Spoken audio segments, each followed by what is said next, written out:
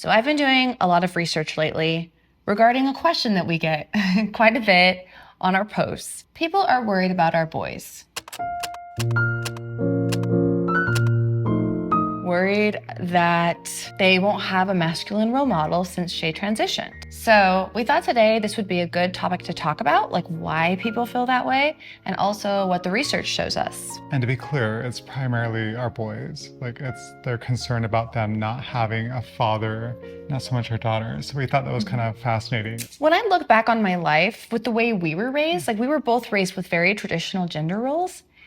And I remember earlier in my life thinking something similar when I saw gay parents or queer families. So I guess it's understandable in a way if people haven't experienced anything different. Yeah, and so growing up with me, I'm the youngest of 10 kids, as I've mentioned, and I've primarily had brothers that were older than me to kind of give me that role model, and of course my father as well. And it's interesting thinking back on that time, and the world I lived in was very stereotypical.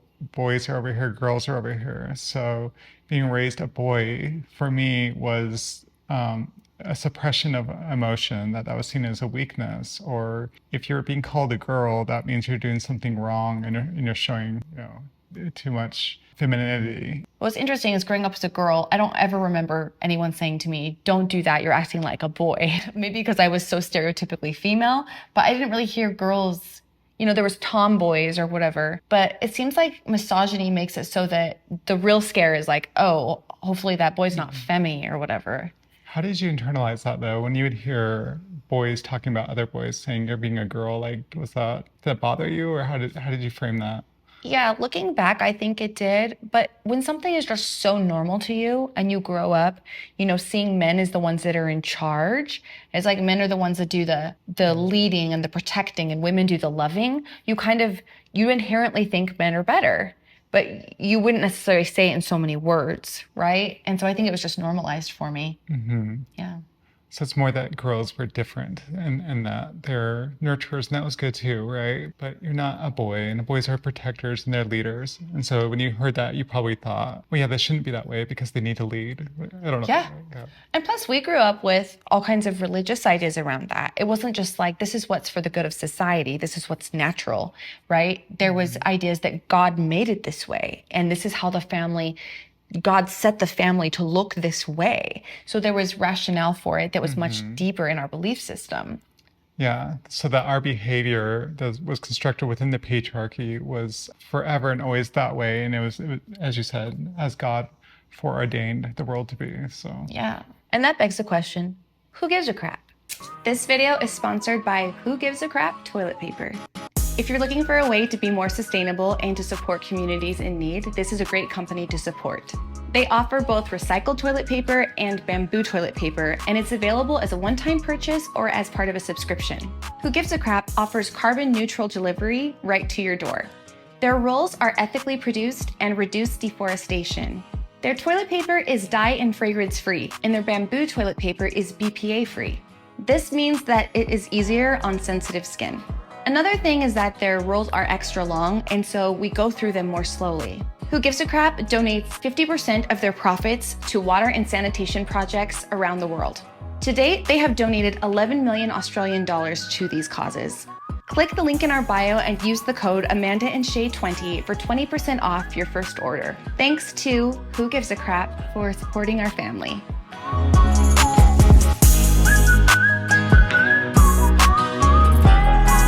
So when you think about your dad and your older brothers as like that masculine role model, right? Like what does that really mean to you looking back on your life? Everything was about, being raised Mormon, Boy Scouts of America was a big thing. And so everything was about, being a hunter and a gatherer, essentially. It's like, it was always seen as, this is what you're supposed to do, and you're supposed to enjoy these things. So, for example, I hated Boy Scouts. I always hated it. And that's not to say that I know a lot of boys who hated Boy Scouts, but it was something that you were supposed to like, and if you didn't like it, that must mean that you're not playing the part, and that was seen as a sign of weakness. And so I don't know, there's just so many little things like that. Like as I deconstructed and I'm reconstructing, it's fascinating to look at my life and go, wow, so many of these ideas were just made up. And it's like we're in this giant play and we're given these parts to play in the play. And one day you go, what if I don't want to play that part? You know, and it's like, no, you can't do that. It's like the Truman Show, right? It's Which like, is exactly what you did, by the way. yeah, I don't know if you guys know, but yeah. Well, and it didn't occur to me really until becoming a parent how much gender roles are passed from generation to generation. Our parents did that with us. And I know not only my mother, but other female role models who were around me, because of the culture that we grew up in, it was very much, well, you are going to be a mother someday. I learned how to care for children at a very young age. And a lot of things that I don't begrudge, like they ended up being good things in my life, right? But that role is passed, like this is what it means to be a nurturer, and I'm going to pass that torch to you. And so it's a little bit different with our family, right? Mm-hmm. And I think largely it was made up from the idea that there's this contagion within the Christian binary world, right, of man and woman, that if you didn't behave these roles, then that would somehow create a queer child. Like they wouldn't say that directly, but I feel like that's really where a lot of the fear came from, was that if a boy was being nurtured from this masculine role model, then those parents failed, which is essentially what the message we're getting right now. In fact, they blame my parents for me, which is so comical because my parents were the stereotypical Christian American, you know, role models of what you're supposed to do in raising a kid. They raised me to be a boy. And even though I knew from a young age at 4 years old that there was something different about me, I did all those things and I still turned out trans. Well, and I think there are a lot of things about this family system, like if we want to look at, it's really like a post-war American idea, our idea of what a family is and what gender is. And if we were to go to Southeast Asia, there are gender roles there and they're different than the ones here. And there's some similarities, you know, patriarchy is a thing across most of the world. But our ideas of gender are completely contingent on the culture that we grow up in. And what's more, it also changes over time, like quite a lot, but we just don't have the cultural memory to look back a few hundred years. It's always framed as this is how it's always been, which Yeah. is what we often hear as well. Yeah. And that brings me to, I think, besides people's just lived experience, if they grew up in a traditional home, that it's also people are fearful of queer families because queer families have been politicized and really villainized in politics for the past few decades. And of course, the queer community, there have been stones thrown at the queer community, you know, since it's become visible. But it seems like the fight of the last few decades has been, you know, the fight for marriage equality, and then also same-sex adoption and other things that are family related. And it strikes me that it's the normalization of queer people, right? That before you could say, oh, those people live in, you know, San Francisco or Greenwich Village or whatever, and they're not like us. But once queer people start having kids and a family, that's a different social problem. Yeah, and I'm sure you remember, like, I think it was 2010, Proposition 8 with the Mormon Church. So they were really trying to stop gay marriage from happening. And of course, the fear was that by allowing that to happen, that somehow it would attack their family. Because everything, all the rhetoric at that time was the family was under attack. And it still is today. That's a big thing. That's still the rhetoric today. Yeah, it's that the family's under attack. But when you really dissect that and put that under a microscope, what they mean by that is that they're attacking other people's way of life because no one's actually coming after their way of life. People fear what they don't understand, and they often use that as ammunition to do harm to others in the name of God or you know, goodness or preserving the family. And if you don't have this, the whole world's going to collapse. And which is so comical because not everyone's queer. You know, it's just like, but that falls into the idea that it's contagious, right? That if you don't teach these things, your kids can turn out this way. And that's so comical to me in 2024 that that's still being used towards the trans community now, where it's not as much with the gay and lesbian experience, but it's certainly still a huge thing. So yeah. And it seems to me that one of the sticking points with the political rhetoric about this is always about kids. And this is not just a queer thing, right? So many issues are about, like, what about the children? Understandably so, because children are precious and we need to protect them. But that has been the research that I've been doing, is kind of, there's been studies I've been aware of, but deep diving into those studies and seeing what science tells us about the children of same-sex couples and whether it's a harmful thing for them. One source I found that was really interesting was from Cornell. And in 2015, so this is old, they did a survey of 79 studies about the children of same-sex parents. And of those 79, 75 showed these kids are having a normal upbringing. They're having everything they could measure empirically. It was sort of like a no difference theory. Like these kids are growing up the same as other kids. And a lot of the studies showed they weren't even more likely to be queer. Right? 4 of the studies had some negative findings, but upon closer inspection, you can see that a lot of the subjects in that came from families where one of the parents would come out later in life and the families would split up. And so the studies were contingent on also a divorce or having a huge disruption of the family structure. So it's a different situation. But those are the sources that like the Heritage Foundation relies upon to say, see, this is bad for kids, and they leave that part out. But what's interesting is they continue to do studies about this, even though there really is a lot of consensus. For example, a study just came out in 2024, and it was longitudinal over 38 years. This was published by the American Psychological Association. And this study surveyed 75 families. This was specifically lesbian couples who were in a committed relationship before children came into the picture. And it was really interesting. They actually found a lot of benefits educationally and more positive mental health amongst these 75 families. And this study did show that kids were more likely to identify as queer, but less likely to identify as transgender. And the researchers thought it was because the parents displayed like a wider range of gender norms, and that maybe kids were more comfortable just sort of like embodying those gender roles, which was kind of an interesting thing.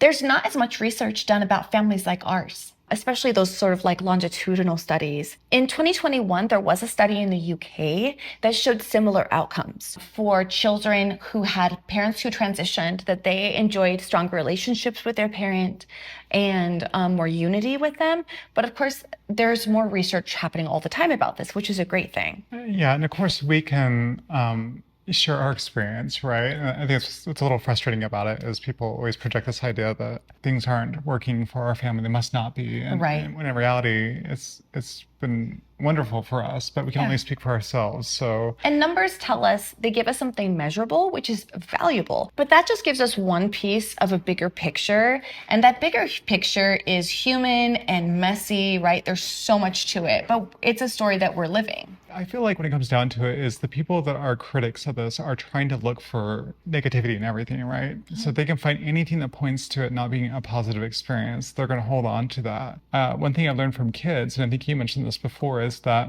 a lot of the studies were talking about how if the parent who's transitioning is having a hard time with the transition, the kids will feel that as well, which, you know, you can look at that and go, well, that's terrible, you know. But the fact of the matter is the reason why most people are struggling with their transition is because of society. And so maybe we need to rephrase the question of like, what's wrong with the transitioning parent to what's wrong with society, that we can't provide a space for people to feel like they can authentically be them. And so I think, you know, I am so fortunate, and you guys know this. I feel so grateful to have Amanda, and I know you don't view it that way, you know, that we have each other. That's what it comes down to. Yeah. Nothing has changed in the sense that like I'm still me, you know, I'm different in some ways, but I'm also, I would say, more healthy and happier. And it hasn't always been the easiest experience, but I can tell you that seeing my children thriving despite the changes has taught me that children, as we always say, come to this world full of love, and that they're only taught to hate and fear things that they don't understand. And you know, another thing that's brought up, of course, as well is like the treatment of how our kids are treated outside of our home. And you know, believe it or not, we're in this conservative area in Utah, and our kids have many friends and they don't care. And if they don't have those friends, it's probably because their parents care and they don't want their kids to have association. But that hasn't really been our experience. So. No. Yeah, thankfully. Yeah. So yeah, we're not raising our kids traditionally within the traditional framework. So what would you want to pass on to our kids then? I think for me, it's just for our kids to have the understanding that everyone has both the masculine and feminine energy in them. and that I am there as a facilitator to help them as they're discovering their self expression in life to really find that balance within them. And that's really what we are. We're souls in this experience, in these shells, having this experience. And really, rather than maybe looking at it from the lens of that they need to be an extension of who I am, I would rather be like teach them that I'm just there to be a support for them to be the most authentic version of who they are. Yeah, and it's interesting too, because sometimes people who are affirming and very kind will say, Shay, like, you should be you. And don't worry, your boys will be able to get that masculine role model through, grandpas and uncles and other people. And I don't know, what do you think when you hear that? Yeah, and I know what they're saying when they say that, and that's what I'm saying. Like, I support you, and your kids will be fine because of that reason. But I'd also say maybe that if we were to dig into that a little deeper, is maybe to look at that from the angle of why do they need to have a masculine role model, when in reality is I think our true self-expression will always manifest itself as long as we're willing to create a space for them to discover those things about themselves. I often say knowing who I was at 4 years old and I lived in an environment that was allowing me to show up more authentically, I think it would have saved me a lot of pain and suffering in my life. And it's not just the queer experience. I think that could show up in so many other different ways of how kids need their basic needs met. So yeah.